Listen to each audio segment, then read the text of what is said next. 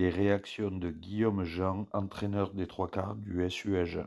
Guillaume, Peyo parlait d'une victoire sans grandes envolées, mais qui avait de la saveur. C'est quoi ton analyse personnelle après ce match? Bah déjà, une victoire à Carcassonne, c'est difficile et on l'apprend parce que cette équipe est très valeureuse et nous a posé beaucoup de problèmes et ça, on le savait.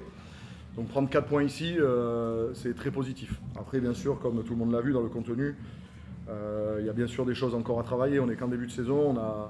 On a une première mi-temps où on est vraiment pris sur les zones de ruck.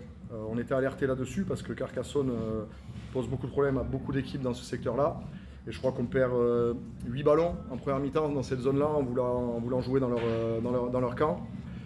Et on n'a pas réussi à prendre le score avec le vent et c'était problématique à la mi-temps puisque on savait qu'on allait être sous pression sur la seconde.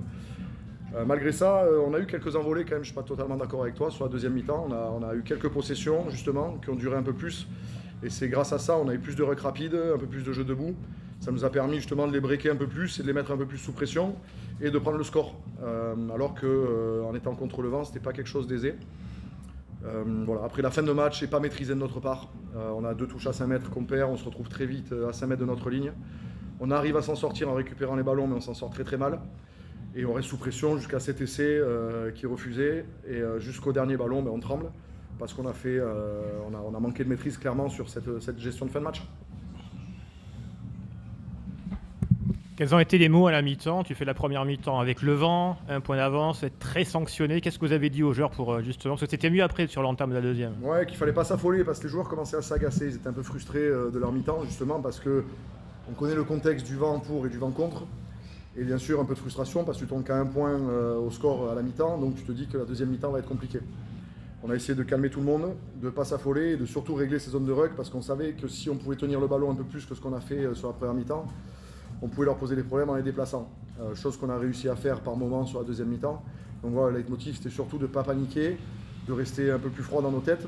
Carcassonne a eu ce problème-là du coup en deuxième mi-temps, je trouve. Voilà, donc on ne s'est pas affolé jusqu'à la 70e. Les 10 dernières minutes ont été un peu plus complexes. Quels enseignements retirez-vous de ce match dans votre progression collective pour le reste de la saison? Les enseignements. Moi, je viens d'arriver à Agen cette année de Nevers, donc il s'est passé pas mal de choses dans un passé récent sur les dernières années à Agen. Et je crois qu'en tout cas, une victoire à l'extérieur à la 4e journée de championnat, c'est très positif après nos 2 performances plutôt abouties à domicile. Voilà, ce qu'on peut en tirer comme conclusion, c'est qu'on continue quand même d'avancer parce que cette victoire à l'extérieur a été difficile. Et on sait aussi qu'on a encore beaucoup de travail sur tous les secteurs que je viens d'aborder précédemment, justement pour être encore meilleur. Voilà, on est au début de championnat, mais par contre, il nous faut de l'exigence pour éviter de se rendre des situations difficiles comme elles ont été aujourd'hui. Là, on vous sent très mesuré, alors qu'il y aurait toutes les raisons un peu de sauter au plafond pour l'instant. Non. C'est le contenu qui. Il y a plein de choses, mais je respecte beaucoup ce sport. Et quand tu t'enflammes dans ce sport, le lendemain, tu prends un coup de bâton derrière la tête. Donc l'humilité, c'est pour moi la première des valeurs de ce sport. Il faut aussi respecter Carcassonne. Donc on est content, parce qu'une victoire à l'extérieur dans ce championnat, c'est pas facile. Qui plus est ici, il n'y a pas à sauter au plafond, parce qu'on reçoit Béziers dans 6 jours, qu'on a un déplacement à Colomiers pour finir le bloc. On fera déjà un premier bilan après 6 matchs. Voilà, je pense que d'où on vient, il n'y a pas raison de fanfaronner. Il faut rester serein, savoir où est-ce qu'on a pêché, parce que de match en match, chaque match n'a pas la même vérité. Donc il faut rester humble.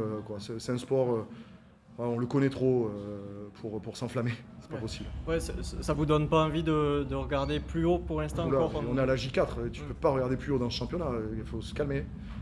Là aujourd'hui, 4e journée de championnat, il n'y a rien qui est fait, il y a encore 26 matchs derrière. À n'importe quel moment de ce championnat, tu peux pas t'enflammer, il faut attendre la fin, parce qu'il arrive n'importe quoi. Justement, les entraîneurs en fin de match nous disent souvent ça. Quelle est votre perception de ce championnat de Pro D2 cette saison à partir de ce que vous avez vu depuis ces 4 derniers matchs? D'année en année, il est de plus en plus terrible. Chaque équipe se renforce, il n'y a plus de petites équipes, on le voit encore aujourd'hui. Les promus rivalisent avec n'importe quelle équipe du championnat. Avant, il y a 3-4 ans peut-être, on savait que les équipes promues, elles visaient que les matchs à domicile, qu'elles se déplaçaient difficilement. On voit même le résultat de Carcassonne la semaine dernière à Nevers. On a fait beaucoup de rotations, ils les ont embêtés plus d'une fois sur ce match-là.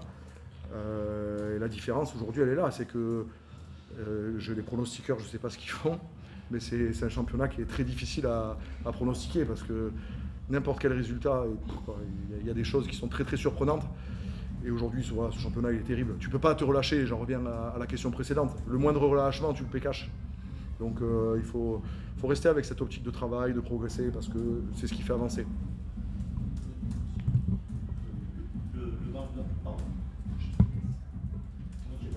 Gauche, droite.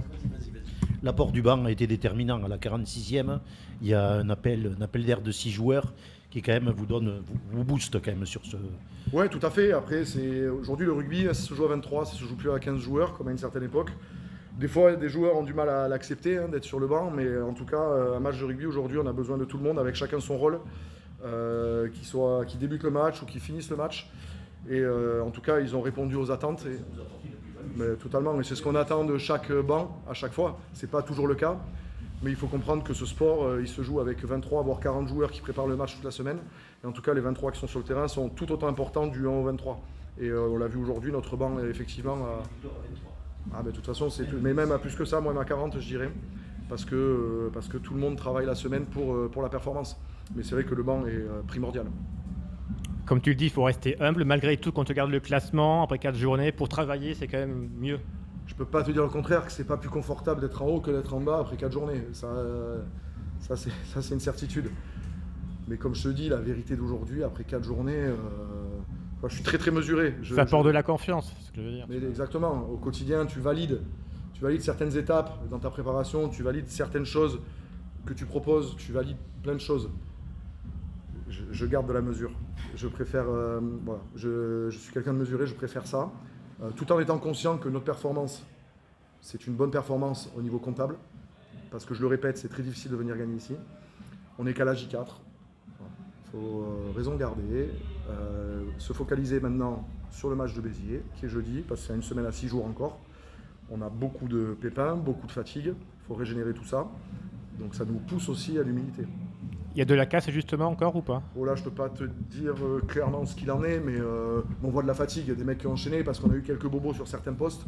Du coup, on n'a pas pu faire pas mal de la rotation dans notre effectif. Donc des mecs qui ont enchaîné. Donc il va falloir qu'on gère ça un maximum. Mais les prépas font du super boulot. Donc là-dessus, je suis pas inquiet. Mais ouais, il faut faire gaffe sur les mecs sur lesquels on tire. Alors justement, ce championnat de Pro D2 a démarré sur les chapeaux de roue et il y a beaucoup d'équipes qui tournent déjà avec 10, 12, 15 blessés.